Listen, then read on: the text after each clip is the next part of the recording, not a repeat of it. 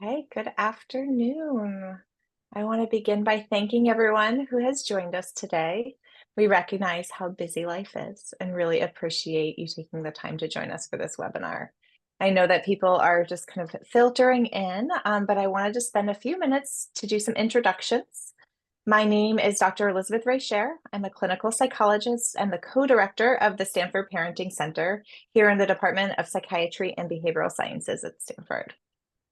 Today's webinar is part of our ongoing webinar series for our Parenting Center community. For those of you who are new to our series and joining us for the first time, please do check out our website and YouTube channel where you can find all of our past webinars. We will be sending an email following today's webinar with this information as well, and you can see this information here on your screen. Next slide, please.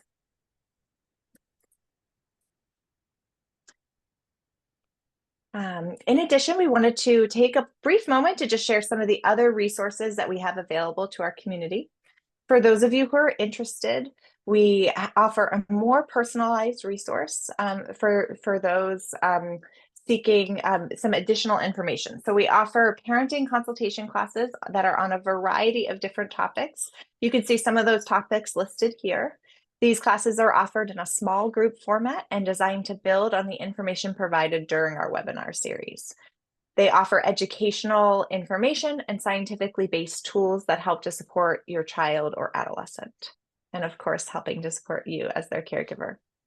We will be opening registration for our spring group series very soon, so please do stay tuned for that. We run groups in the fall, winter, and in the spring. We take a break in the summer. So please do join our email list to learn more about our upcoming classes. Next slide, please. Additionally, the Stanford Parenting Center is on social media, so please be sure to follow us on Instagram and Facebook for bite-sized science-based parenting tips and strategies. Next slide. All right, so now let me just reiterate a warm welcome to everyone that has joined for our webinar today entitled How to Have Hard and at Times Deeply Uncomfortable Conversations with Kids About Hard Things. We are incredibly fortunate to have Dr. Rachel Lawton back with us to share her expertise on this topic. Dr. Lawton is a child psychologist and a clinical assistant professor within the Division of Child and Adolescent Psychiatry and Child Development at Stanford University School of Medicine. Her clinical work and research are largely focused on providing evidence-based and family-centered care for patients and families experiencing childhood anxiety and trauma. Much to the dismay of her preteen and adolescent patients, she is neither hip nor cool, but is always game for sitting with and making space for these hard conversations. Rachel lives in the Bay Area with her husband and her spirited toddler. So just to give you a sense of how the rest of our time here will go, we're going to spend the first 45 minutes or so of the webinar on the presentation portion, where Dr. Lawton will lead us through all of the important information she has to share with us today. And then we will have time for some questions afterwards. And I believe some information around how to ask questions has already been placed in the chat. Dr. Shea Fedigan, who is our co-director of the Anxiety Clinic, is going to be moderating the Q&A section. So we do encourage you to please submit your questions through the chat function that's located at the bottom of your screen. So without further ado, I will go ahead and turn it over to Dr. Lawton. Thank you. Sounds good. Thank you. See if I can advance my slide. There we go. So this is going to be a second round of how to have hard and at times super uncomfortable conversations with kids about challenging things. When we tried to do this in the fall, this audio didn't work. I'm hopeful that it does, but we will start this conversation with a scene that depicts some of these hard conversations.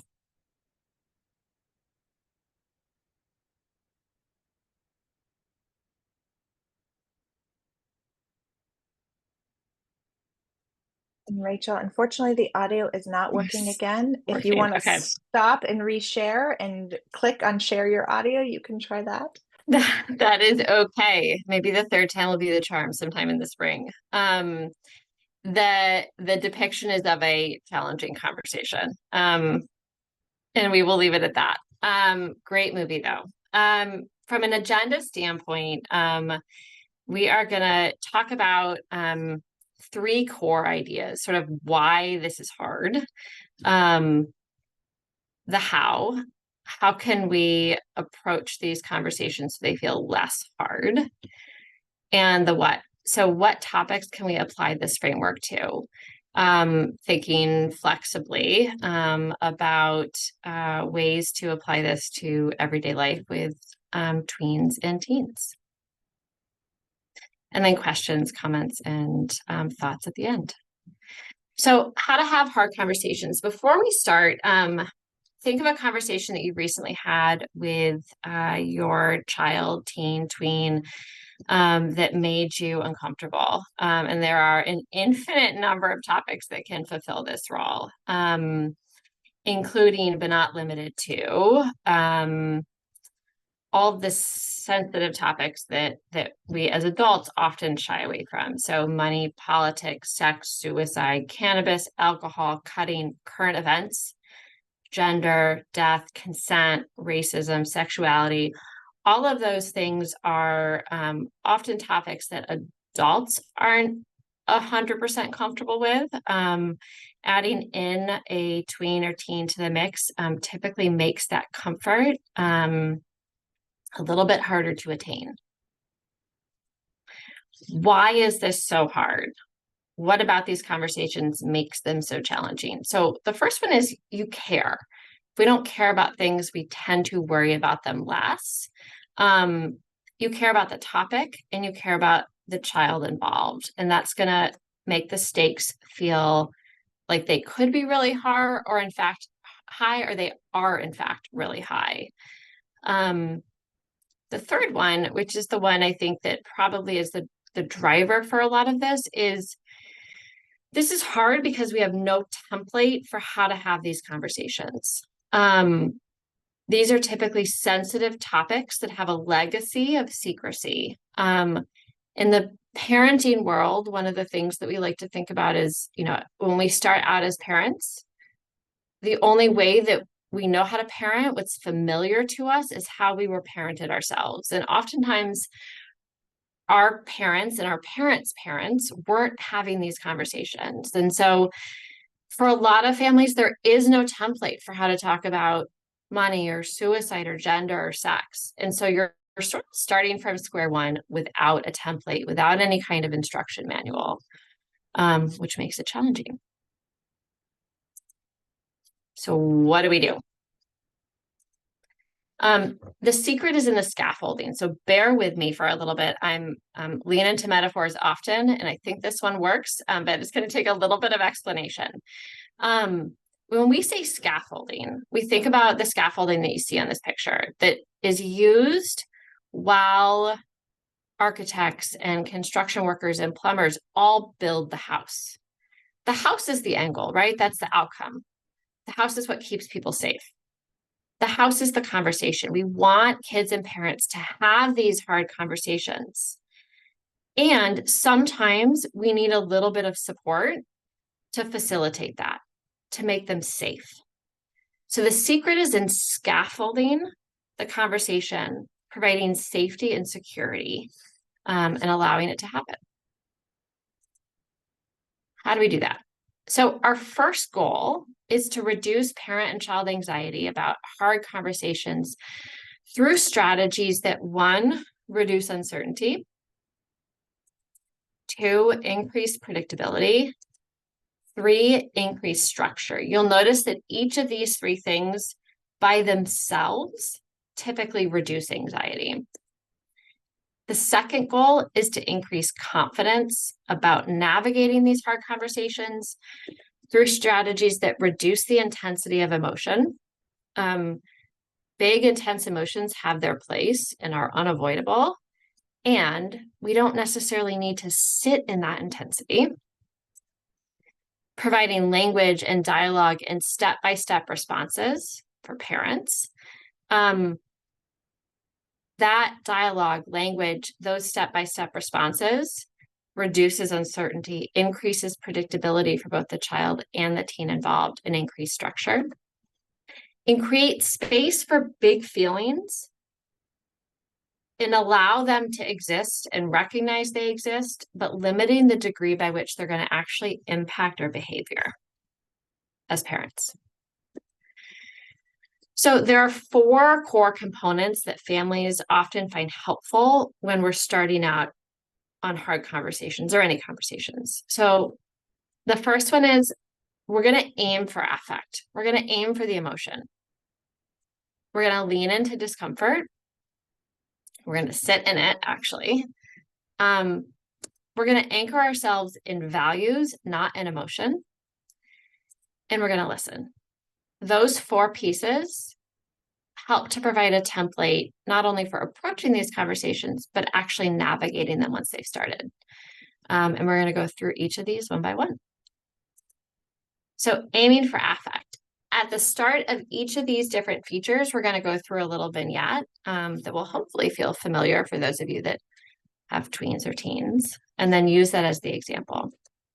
So your tween came home from school and was frustrated and moody. You as a parent set a limit about using their phone, and they became angry and yelled, "Everything in my life sucks.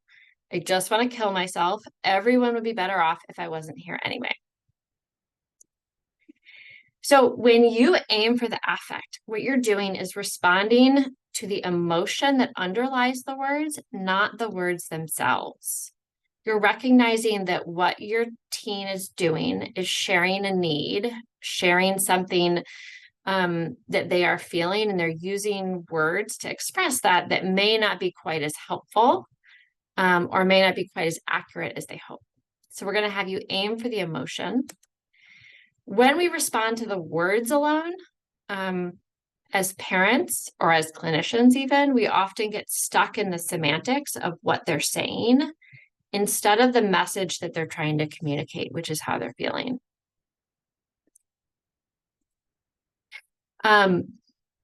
Aiming for the affect, helpful phrases. So this goes to what language can you use? So starting out with a very clear, simple, what's going on?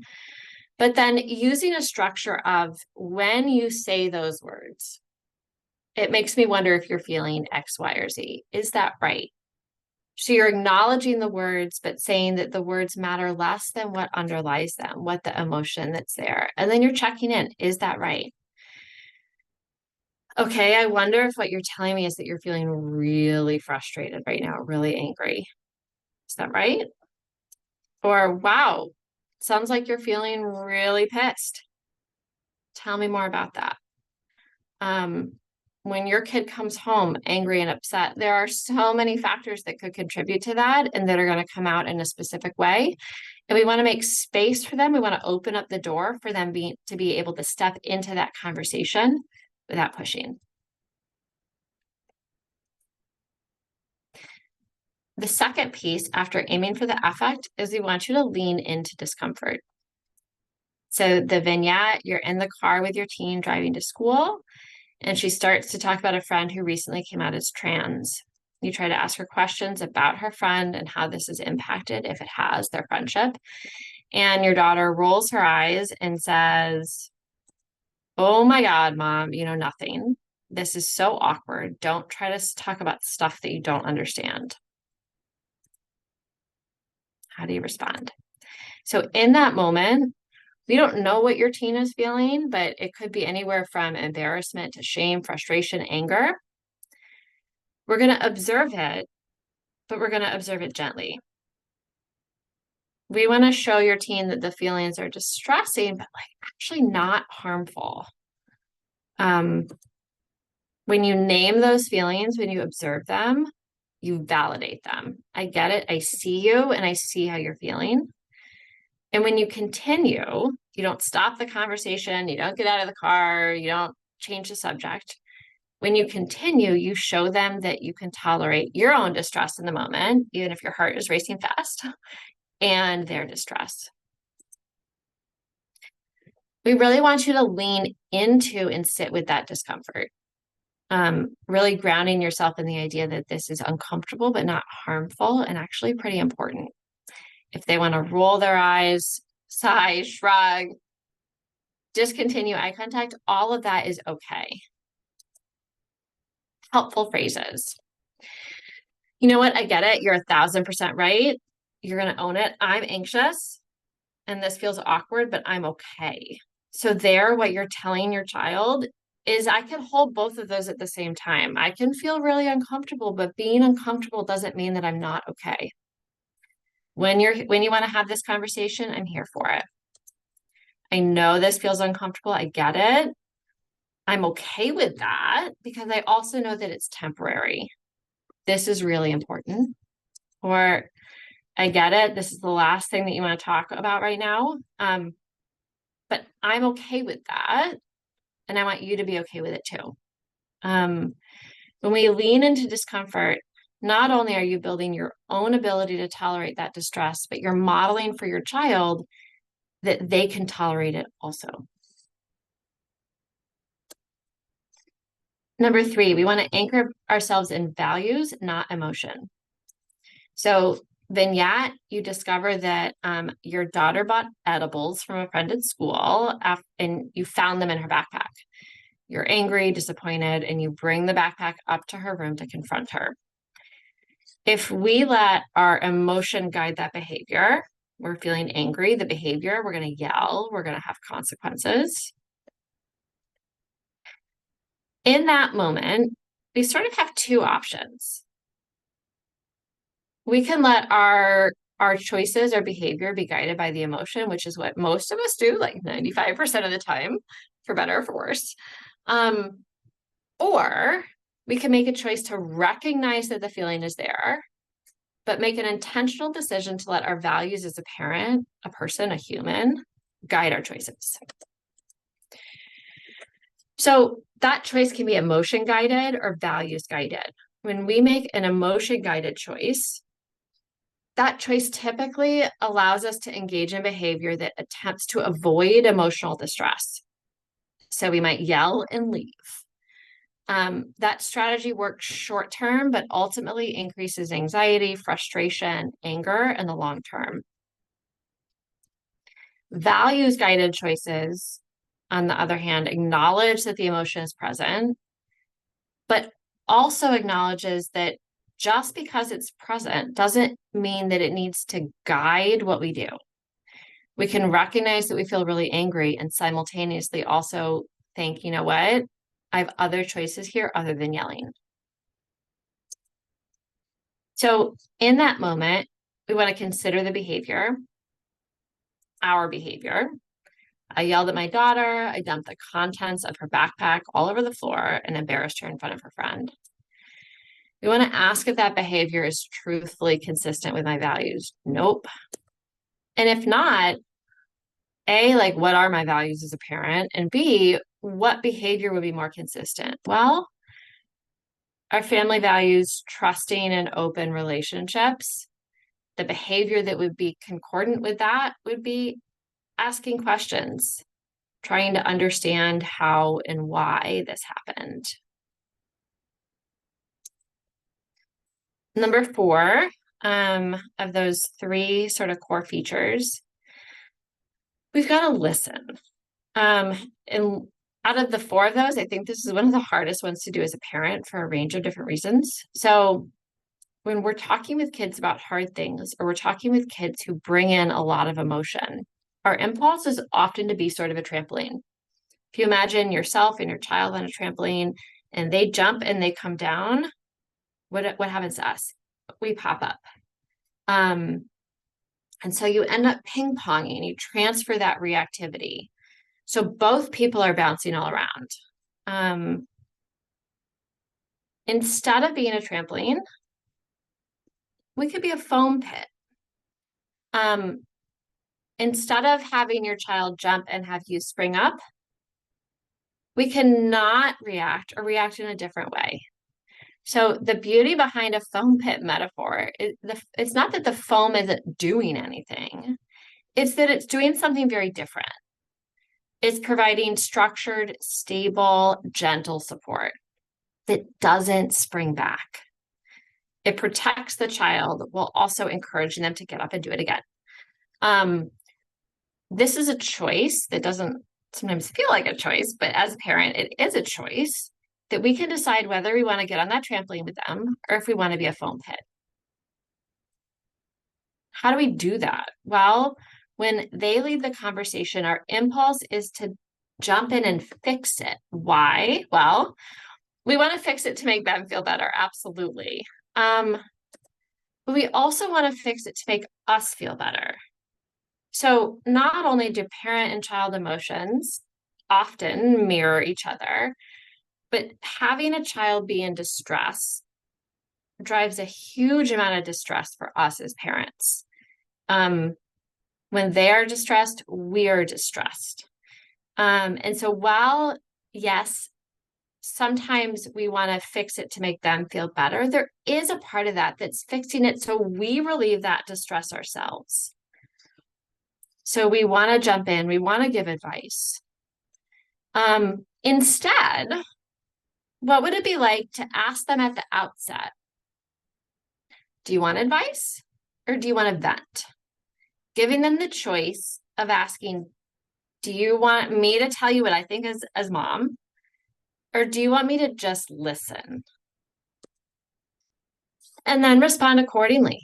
And if they reflect that they want to vent, your job is only to listen and validate, however hard that might be. When we jump in to give advice, to problem solve, to fix, when we try to make all of that distress and hurt go away from them and from us, we stop listening. So the alternative is to pull back and be the foam pit. We're receptive, we're open, we're safe, and we're listening. Listening in that way has a domino effect of consequences. So yes, we're present, but we're also showing our child that we can hold and manage the intensity of their feelings so that doesn't scare them. We're not frightened of the bigness of their feelings. We can tolerate them and we can tolerate our own. That is part of what lends those conversations to feeling safe, that mom and dad can handle it. So we're going to take this approach and we're going to apply it as an example to the conversations about self-harm, about suicide. And I've split this up into sections that are reflections for parents and for therapists, but take each for what it is. And if it's helpful, you can store that away. What to do and what to say. So two common parental questions about conversations about suicide. One, if I ask my child about suicide, will it make it more likely that they think about it? And two, how do I even start this conversation?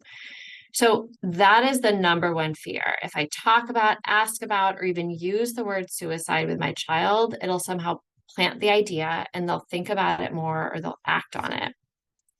So that is extremely normal. It's common. I hear it in my office multiple times a week. Everyone has this fear. And the reality is that decades of clinical practice and research has shown us that actually openness and candor in conversations about self-harm are extremely protective. How could that be? Well, we know that when we approach those conversations openly, without secrecy, without hesitation, kids, teens, tweens understand that as a parent, we're open to listening, hearing, and participating. And that makes it more likely that they're going to come to you earlier and more openly, more candidly, because they know that they can anticipate your response more easily. A few key recommendations. So we want to use the hard words to pull from a common quotation from Harry Potter, from Dumbledore, fear of a name only increases fear of the thing itself. That's absolutely true here. We don't talk about things that we find scary, and this is true for suicide and self-harm cutting as well. However, when we avoid using those words, we continue to perpetuate not only that fear, but that stigma and shame as well. We don't want to assume that a teen's answer is no. And we want to let that inform how we ask about it. So we want to steer away from questions that say things like, you're not having thoughts of hurting yourself, are you? Instead, we want to shift to, are you having thoughts about hurting yourself? If a parent starts out by assuming no, we know that teens are less likely to go ahead and endorse that. And three, we want parents to share how they feel and what they're thinking. And we don't want any child to have to guess or assume, because they are going to guess and assume the worst case scenario. Fear of how a parent might respond is a significant factor that impacts kids' openness and willingness to have these conversations. And it is typically a fear that that parent is angry. This is, again, a very scary subject. And so parents have really big feelings about it. And oftentimes, kids will misinterpret the intensity of those feelings, their bigness, from the kind of feeling they are. So they'll see fear and worry and sadness and hear anger. There are 4 key parts to this specific conversation. This applies to other conversations as well. It's not specific to self-harm, but we're going to use that as the example. We want these conversations to include openness. As a parent, I want to understand. Honest, candid reflection and questions. Have you been having thoughts about killing yourself? Have you been having thoughts about suicide? Transparency. And for the transparency piece, that's actually transparency about how you feel. I may be scared or worried, but I'm never going to be angry with you about this. And then confidence. We can figure it out. We can handle it. I can handle whatever you're going to share with me. Mom or dad or caregivers, we've got it. Helpful language, a verbiage bank, if you will. What to say, what to do when you can't find your words. So what does openness sound like when you make an observation? You know what? It seems like things have been really hard lately. Is that right? I've been wondering if you've been feeling really sad, down. Is that right? Honesty. So we're going to ask clear questions, and we can do that in a specific or a general way. Specific. Have you been having thoughts about hurting or killing yourself? I will have parents share that like every bone in their body wants to avoid saying those words. And yet, when you say those words, you make it more likely that your child will come to you and be able to share that if that's the case. The general one, do you feel safe? Do you feel like you can keep yourself safe? Transparency, again, this is sharing how we feel as the parent. I am concerned about you and worried about you and really sad that you're going through this, but I need you as the child to hear that I'm okay. There's a difference between feeling sad and worried and scared and not being okay. We can hold all those big feelings and still be okay. And then confidence. I'm so grateful that you shared this with me. We're going to figure it out. We can figure it out together. So what next? If your child does express thoughts of suicide or self-harm, you're still in this conversation. You're still going to, again, tolerate that distress. You're going to lean into this discomfort or fear. One, we're not going to panic. And this is sort of a caveat of, to some degree, everybody will be feeling anxious or panicky in this kind of conversation, but you can ground yourself with the knowledge that you've got it. Your child is open, coming to you. That is so protective. And whatever you're feeling internally doesn't necessarily need to be shared externally in the moment. We're going to validate and express gratitude. I'm so grateful that you shared this with me. And we're going to ask about safety. Can you keep yourself safe right now?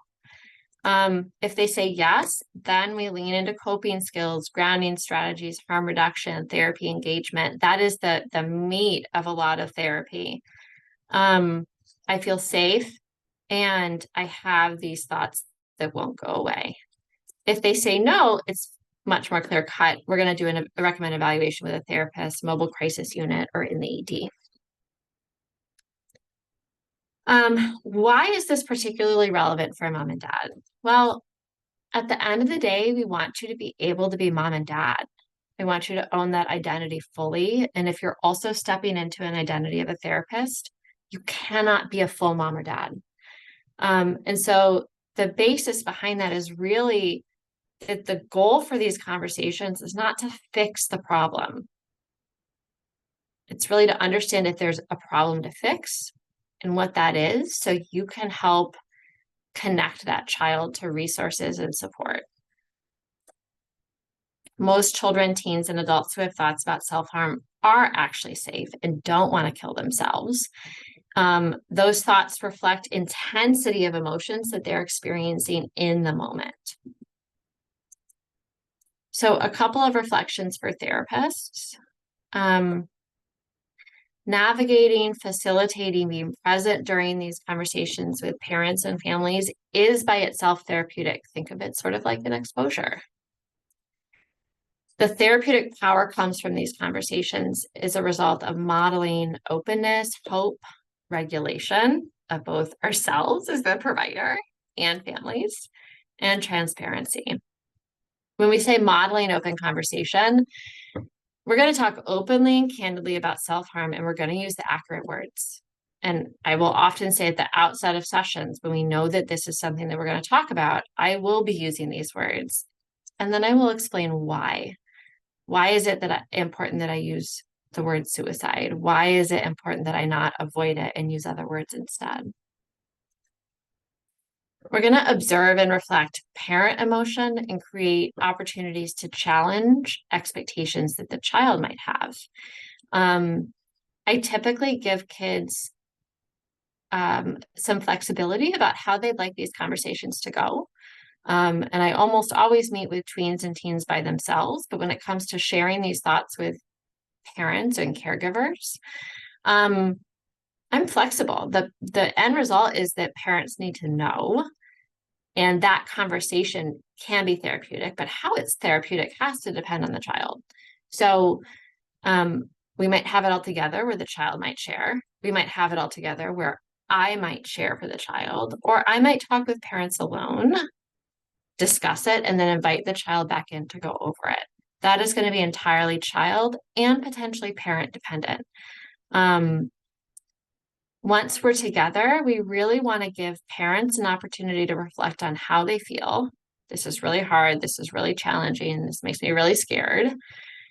And then use that as an opportunity to challenge the child's expectations for how that parent was going to respond. Were they angry?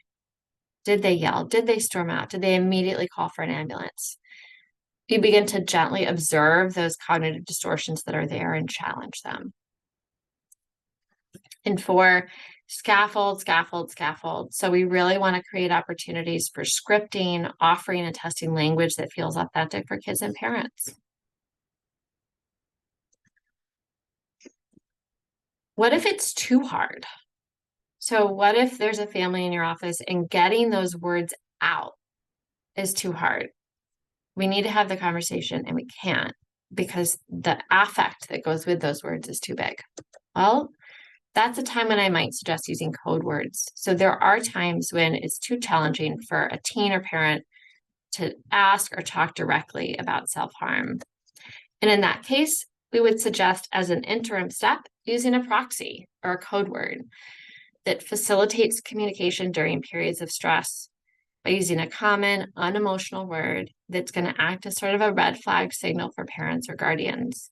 So I have kids that choose something that's somehow related, like the word safety. When that child says safety to a parent, that parent knows that they need to sit down and have a conversation with them. The child is struggling. And I have other kids who'll choose a silly word like pineapple. The word itself matters less than their willingness and openness to use it. The other nice piece about this is that it doesn't require that everybody in the family be intimately familiar with what the child is going through. It allows them to alert a parent without a huge amount of details that would follow.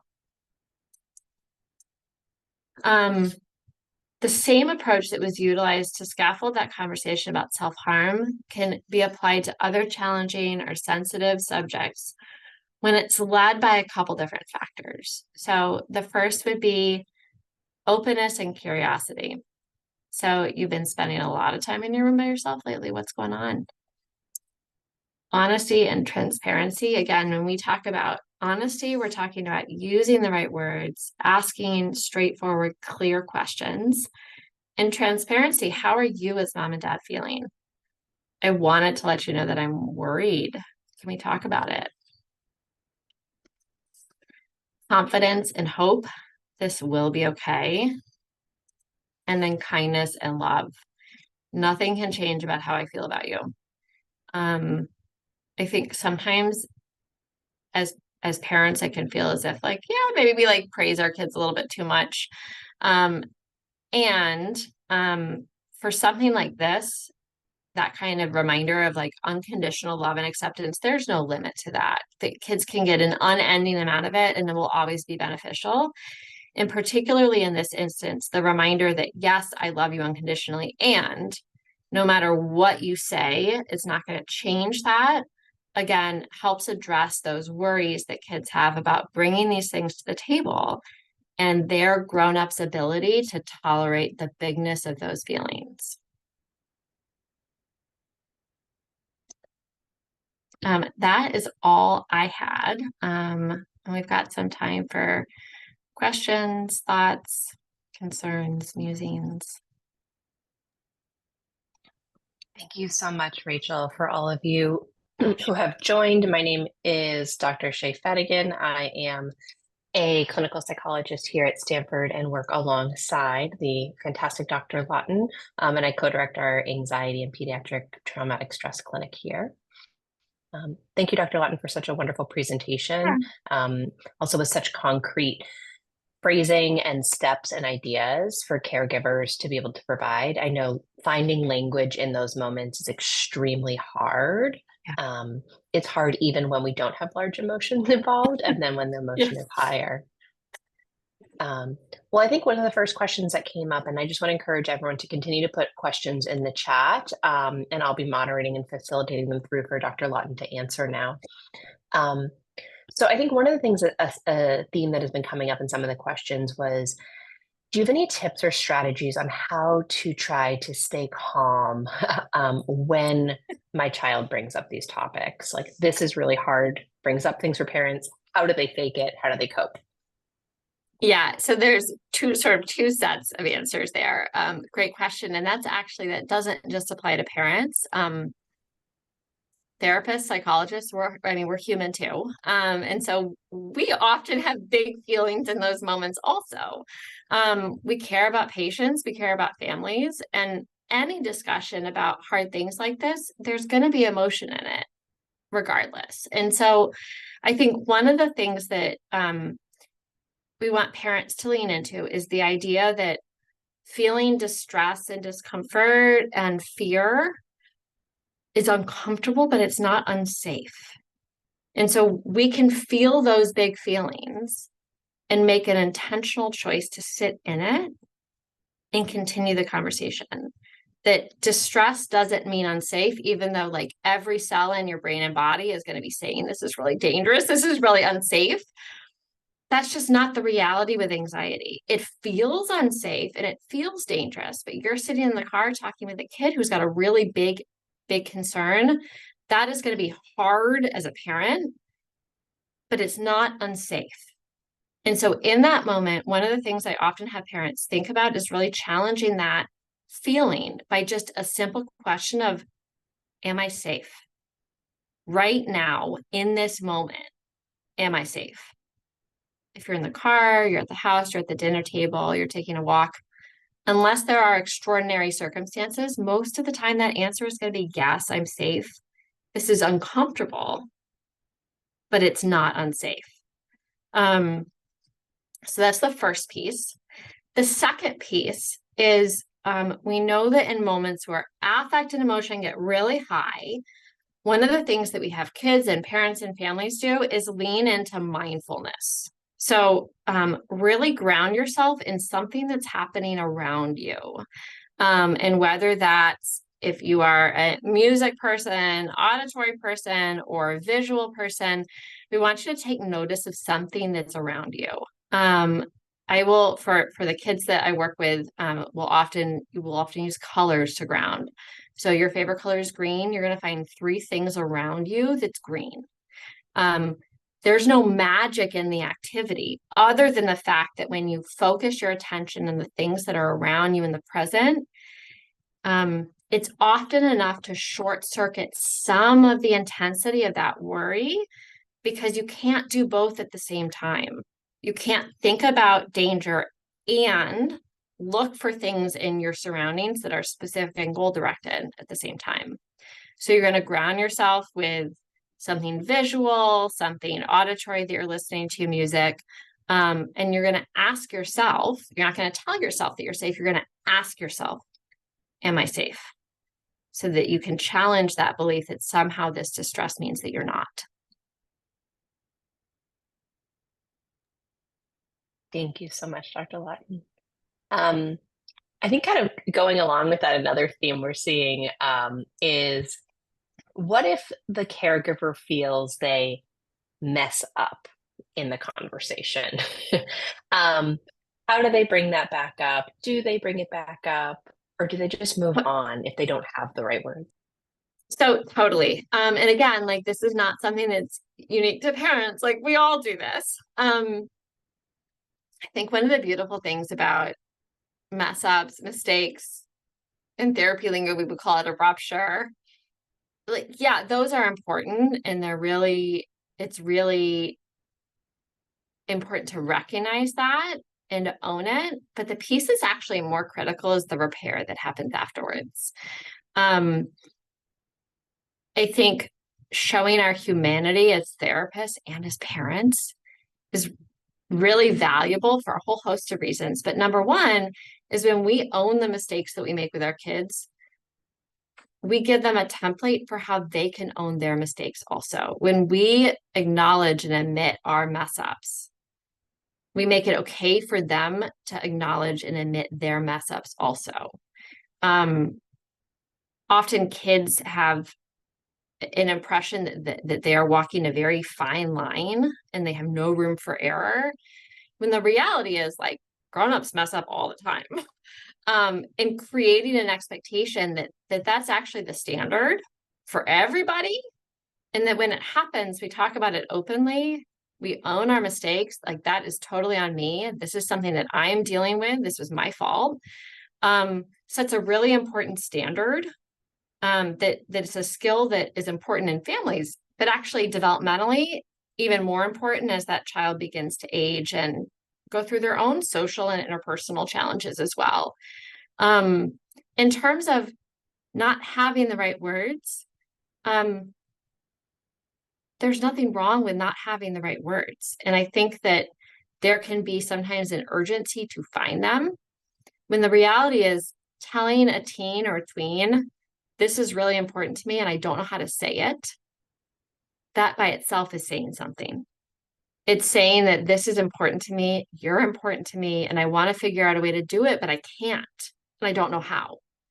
The last piece that I'll add is the process of repair, returning, having those conversations about what went wrong, when we messed up, what we messed up.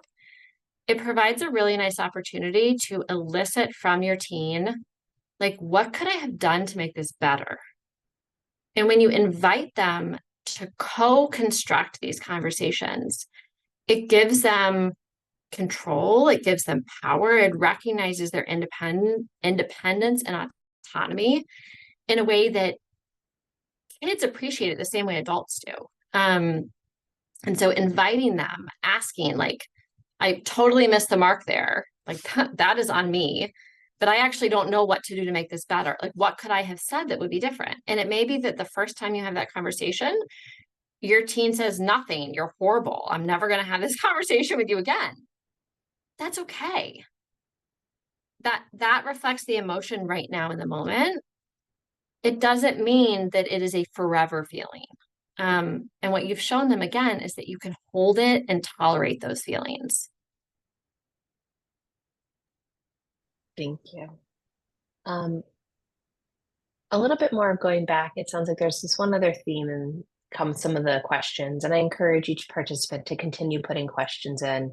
Another theme I'm noticing in some of them is, like,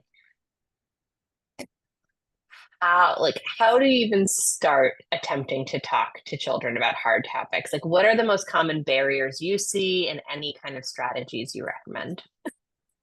The most common barrier I hear and see in real practice and outside of the therapy setting is discomfort and fear.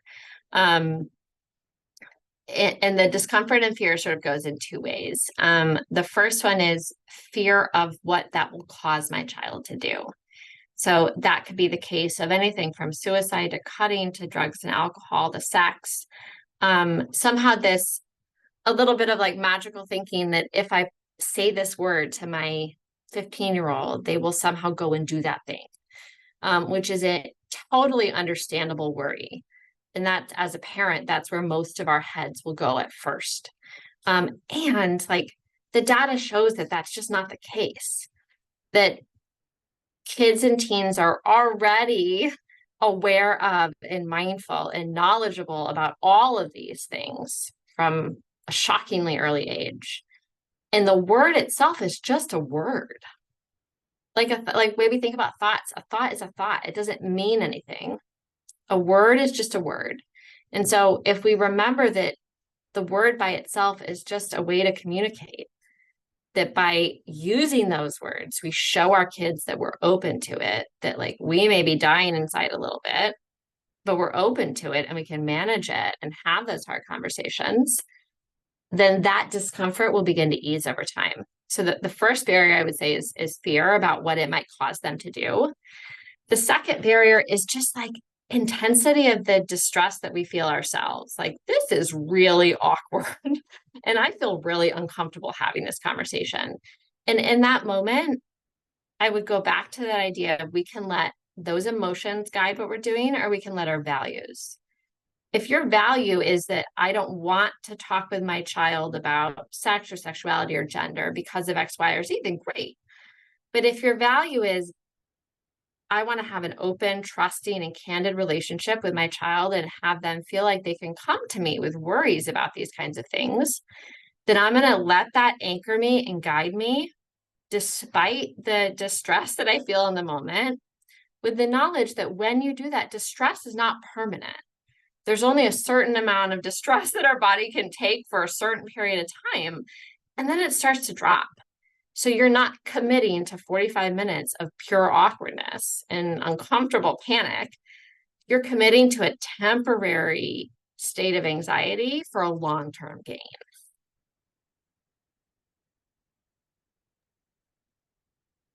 Thank you, Dr. Lawton. Yeah, that resonates a lot with my clinical practice as well, and just how hard it is, that parallel of like our adolescents are having, or our kids are having such big emotions, and it draws such big emotions for us, and it gives us insight in how hard it is to cope with big emotions. Yeah, absolutely.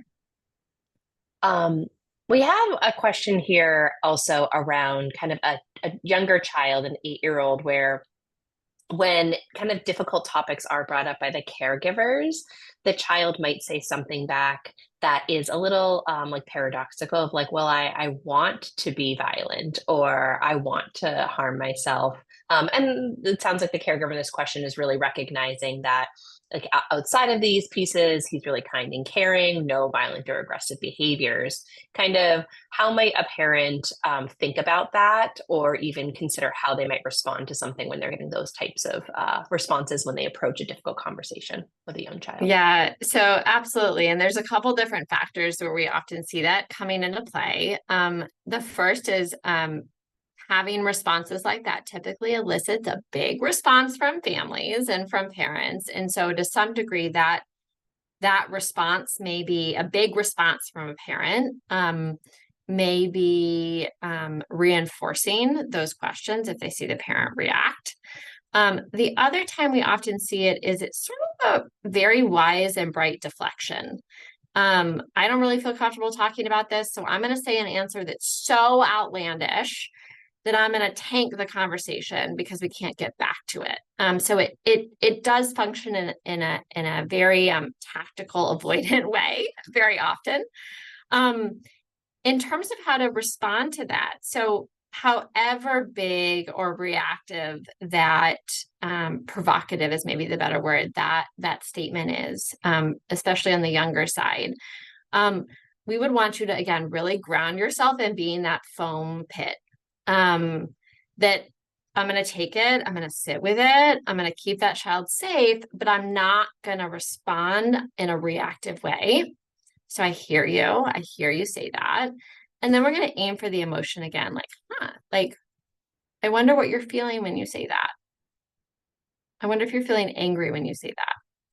I wonder if you're feeling frustrated. For younger kids, when they say those kinds of things, we also want to know, like, what do you mean by that? Because death, dying, violence, pain developmentally means something very different to an 8-year-old than it does to a 15-year-old. And so sometimes for younger kids, we might even say, like, wow, that sounds sort of scary. What do you exactly mean by that? So we can know exactly what they're saying, and then really think about, like, what is the emotion that's coming from? What's happening? What's going on underneath that?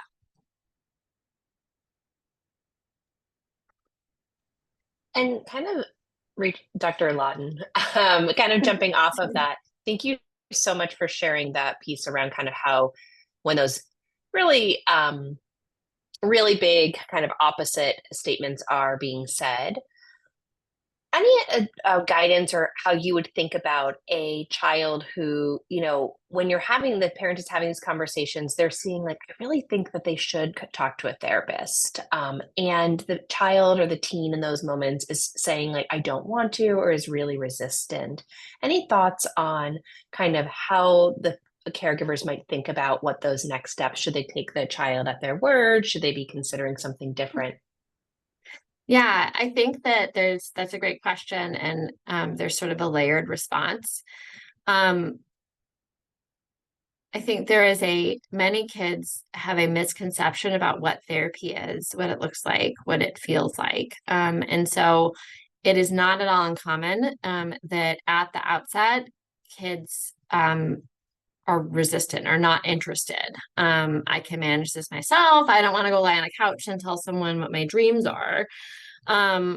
They've seen it in movies, videos, social media, things like that. And so on one hand, we might want to lean into a little bit of like, what do you actually know about this? The other piece is sometimes I have families think about this as sort of like if your child had diabetes or a broken leg and they said, no, I don't want to go in for my doctor's appointment, we wouldn't hesitate, right? Like we might say, yeah, like I hear that you don't want to go, but this is actually important for your health and safety. And to some degree, this is a little bit different. And to some degree, this shouldn't be different. That if you have a child who's clearly showing you that things are hard and we have an ability to address that and make it less hard, why wouldn't we do that? And so typically when we've got a resistant kiddo, we have families sit with that resistance. We don't try to push it away. We try to sort of the therapy lingo is roll with it. I get it. I hear this isn't what you want to do, but I'm worried. So I'm going to check back in with you tomorrow or the day after. And if I get worried about your safety, here's what we're going to do. The first pass, we usually have families talk with their pediatrician. And pediatricians are pretty good at linking families up with providers if needed. But we don't want to force kids. We don't want to pressure them or trick them into coming because that's going to make them trust the process less. We're going to challenge their assumptions about what therapy is, who goes to therapy. And we're going to make it clear that this is no different than if they broke their leg or sprained their ankle or had strep throat. And it's my responsibility as a parent to keep you safe, and this is part of what that means. Thank you, Dr. Lawton. It can be so hard to navigate those pieces of wanting to honor your child's what they're saying and also know that they need something else. Yeah.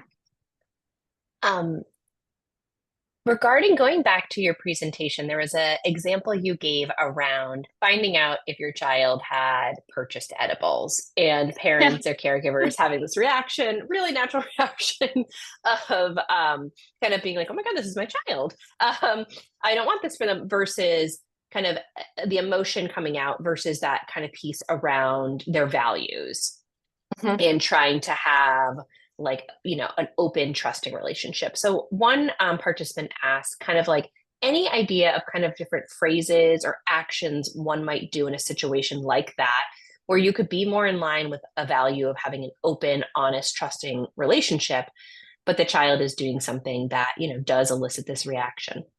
Yeah, totally. And so if we think about, sometimes it can be helpful to ground parents by asking, like, how would you want someone to confront that with you? If you were that teen, you were your child, how would you want them, your parent, to bring that to you? And so if we think about that in a broader setting, it might mean that, okay, we don't want to make this shaming. We want that child to trust that we love them and we love their privacy and feel that they're an autonomous person who can make their own decisions sometimes. And so we're not going to do this in a public setting with a friend there. There's nothing urgent, right? The edibles were in the backpack in the vignette. And so as long as the child and their friend are not actively consuming edibles in their room, there's no urgency. In the moment, it will feel urgent. But again, that is that distress. That's that fight or flight. I need to fix this right now. And the reality is, like, we actually may need to listen. So I would question the, like, how urgent is this? Take a step back and ask, we're going to have this conversation. How would I want that conversation to happen? Well, I want my child to feel trusted and valued and not ashamed. It's going to be one-on-one. It's going to be at the end of the day, and it's going to be just them and me. And I'm going to open it up and I want to hear their story. Help me understand. That framework of help me understand, those words are often the grounding of a lot of what therapists use. And we have families use that script too. Help me understand how this happened. What was going on? I feel worried. And part of, you can, if you're angry, own it. And part of me felt angry because I'm fearful of you and I want you making good decisions. But I want to understand, how did this happen? Kids will often jump ahead to consequences. Am I in trouble? What's going to happen? What am I going to do? We're going to set those aside. The consequences piece will be later. So that's part of helping them tolerate this distress, right? I got to understand what happened. After that, you can talk about consequences. But I would ask yourself, like, what are the conditions that you would want your parent to have approached you under? Thank you, Dr. Lawton. That connection Yeah, before correction can be so helpful. totally. We have time for about one last question if we can squeeze it in. That's all right. Any Yeah. tips for any changes you would do for a neurodivergent teen? And Yeah, any way totally. of kind of helping to engage that conversation without making them feel stressed about it. Yeah, absolutely. So a couple key pieces is I would shift my language to be very concrete. So I would be less about hypothetical feelings or perspective taking and more very straightforward. Do you ever have thoughts about hurting yourself? When does that happen? How often? Really leaning into the concrete pieces. And then the second piece is I might actually write out a script for you and your child proactively, that if this happens, here's what we're going to say. Here's what we're going to ask, and here's what might happen. So you're continuing to ground them. You're continuing to encourage predictability and routine, and you're hopefully turning the dial down on the social complexity of the interaction. That interpersonal exchange, that conversational piece that can be hard for teens that are neurodivergent, you're increasing the predictability, you're reducing that social load by putting that dialogue right there in the open. Thank you so much, Dr. Lawton, both for such a fantastic presentation and also really helpful responses to these questions from our caregivers and our participants. Thank you to each of our participants for joining today. A recording of today's webinar will be on the Stanford Parenting Center's website. We also encourage you to check out our website for additional webinars that may be of help for you or other families, and our upcoming parenting classes, which will be listed there as well. You can also always reach out by email so that we can follow up and see how we might best meet some of your needs or supports. Thank you all so much. Have a wonderful weekend. Thanks, everyone. Bye.